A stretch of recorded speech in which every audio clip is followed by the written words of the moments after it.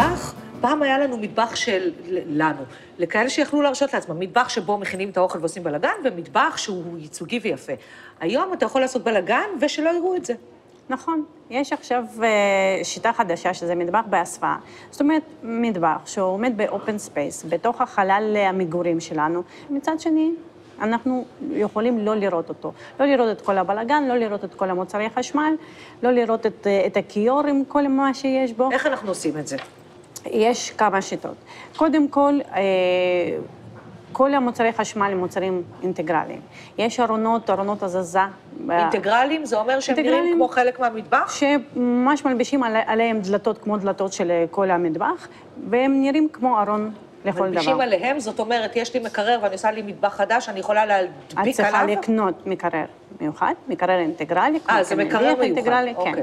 זה מוצרי חשמל שהם מיועדים להרכבת עליהם דלתות, חזיתות של המטבח. וזה כולל גם את המדיח, גם מדיח, מקרר, תנור אי אפשר לעשות תנור אינטגרלי, אבל אפשר להכניס אותו לתוך הארון, ואז בפתיחה המיוחדת בלחיצה, בהזזת הארון, את פותחת לעצמך בעצם מרכז בישול, מרכז עבודה, שברגע שאת לא רוצה שיראו את זה, את סוגרת באותה לחיצה.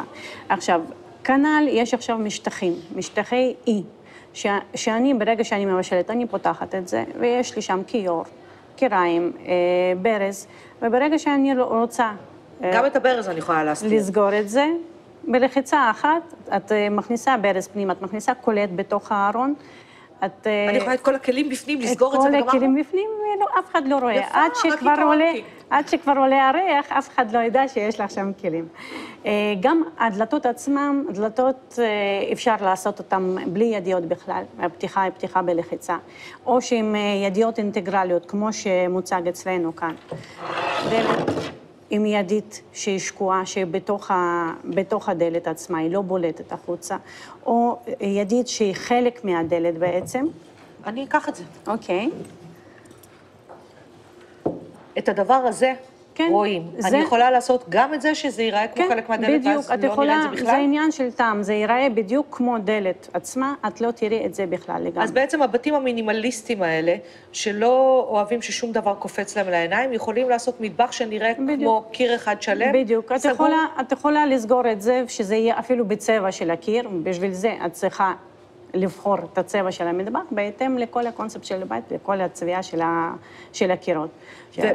והחומרים הם אותם חומרים של מטבחים רגילים? החומרים, עוד פעם, אנחנו מדברים על חומרים מלא, להיכנס לחברה, איפה שאתם הולכים לרכוש מטבח, ולדרוש מהם, לבקש מהם מסמכים שאומרים על איזה חומרים הם משתמשים. חומרים צריכים להיות חומרים אקולוגיים, חומרים צריכים להיות עומדים בתקן הכי מחמיר, בתקן E1, לא פולטים חומרים רעילים, לא עשויים עם דבקים שפולטים חומרים מסרטנים. זה מאוד חשוב, כי זה דבר שעומד אצלנו בבית, והוא שומר על הבריאות שלנו. אנחנו גם חותכים שם, ולפעמים נחתכים שם, וכדאי שלא יפלוט עלינו. זה דברים כאלה שאנחנו נושמים כל היום, בגלל זה מאוד חשוב שיהיה על זה תקן.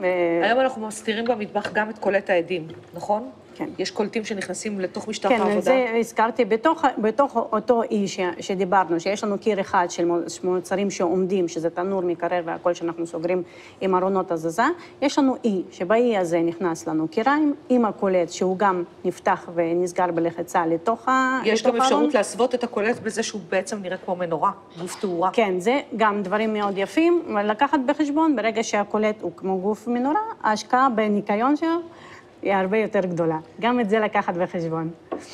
ניקיון זה בסדר. מבשל זה קצת יותר בעייתי. אם לא מבשלים, לא צריך לנקות. זה בטוח. אני מאוד מודה לך.